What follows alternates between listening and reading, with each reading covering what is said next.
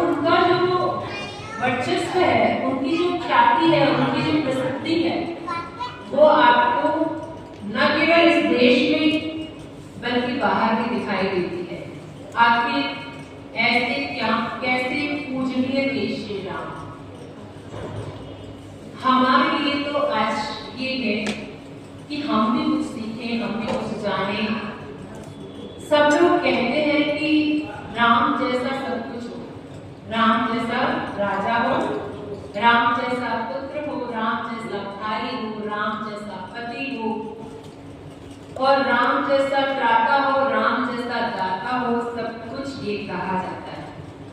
अब यहाँ पर राम के जीवन को यदि हम देखें तो आपको दिखाई देगा कि उनके गुरुकुलीय जीवन से, बचपन से, या उनके पैदा होने से पहले यदि दशरथ जी से जाएं, वो जो रामायण काल था पूरा, वो जो आर्य संस्कृति का परिवार, कैसे वहाँ वैदिक धर्म को अपनाए हुए सारे लोग, ऋषि मुनियों के आज्ञा में चलने वाले सारे लोग, वही पूजनीय है।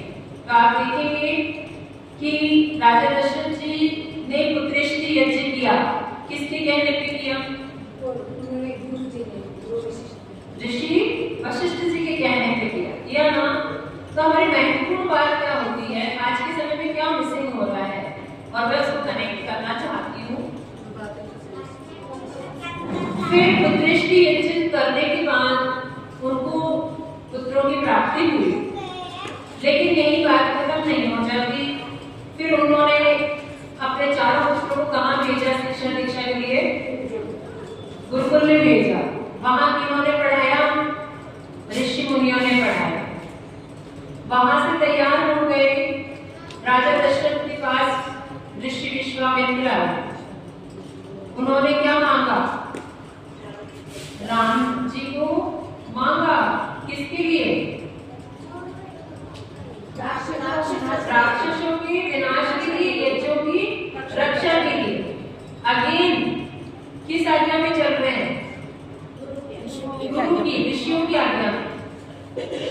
पूरा का पूरा रामायण देखेंगे तो ऋषि मुनियों की, वेदों की आज्ञा में ही सारा जीवन व्यतीत हो रहा है।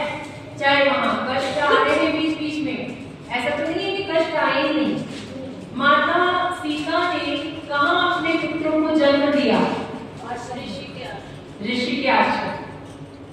कितनी बड़ी बात है, कितनी सीखने योग्य बात है। क्या इम्पोर्टेंट है, क्या इम्पोर्टेंट है? ऋषि मुनि, शास्त्र, यज्ञ, ये गुरु, ये सब इम्पोर्टेंट। तब हमें आज भी याद रखा जाने वाला एक महापुरुष, एक मर्यादित पुरुष प्राप्त है, जिसका अनुसरण सारी दुनिया करना चाहती है, जिसका अनुसरण, जिसकी जय सारी दुनिया बोलना चाहती है। लेकिन कमी कहाँ आती है, और आर्य समाज की उसमें क्या भूमिका है, ऋषि दयानंद जी की भूमिका क्या? यहाँ हर बार ये समझने की बात बहुत जरूरत लगती है मुझे, क्योंकि लोग नकार देते हैं कि आर्य समाज भगवान को नहीं मानते। मुझे तो लगता है कि आर्य समाज ही है जो अपने धर्म से भगवान को मानते, जानते, समझते, जीते। हो सकता है कि अभी का स्वरूप वैसा सामने अभी तक आया नहीं है, आने वाला। तो ऋषि दयानंद वो आधुनिक ऋषि है। हम रामायण काल के ऋषि मुनियों की बात कर रहे हैं ना इस समय। तो ऋषि दयानंद आधुनिक युग के वो ऋषि हैं जो क्या चाहते थे? जो यही चाहते थे कि राम जैसे पुत्र पुत्रियां हों, और राम जहां शिक्षा दीक्षा लिए वहां गुरुकुल वैसे हो। लेकिन क्यों नहीं थे उस समय जब ऋषि दयानंद जी आए इस धरती पर? तब क्या था? तब हम अंग्रेजों के गुलाम थे। हमारी सारी गुरुकुल संस्कृति तहस नहस हो गई थी। हमारे ऊपर मुगलों ने, भाई इसी समय बातें कर रही थी सारी, बहुत आवाज आ रही यहाँ तक ममता बहन। तो क्या था, क्या बोल रही हूँ मैं? ऋषि दयानंद की क्या भूमिका है? ऋषि क्यों कहा गया? ऋषि का मतलब जीवन के सारे मूल्यों को खोजता है, जीवन के सारे डायमेंशन को खोल के रख देता है। वेदज्ञ होता है जो एक एक चीज को आपको खोल के बता देता है कि जीवन को, आपका जीवन ये है, सनातन संस्कृति ये है, राम की संस्कृति ये है, और अभी कहाँ खड़े हैं। तो कहीं हम खड़े हैं, कहीं हमें जाना है। क्या है?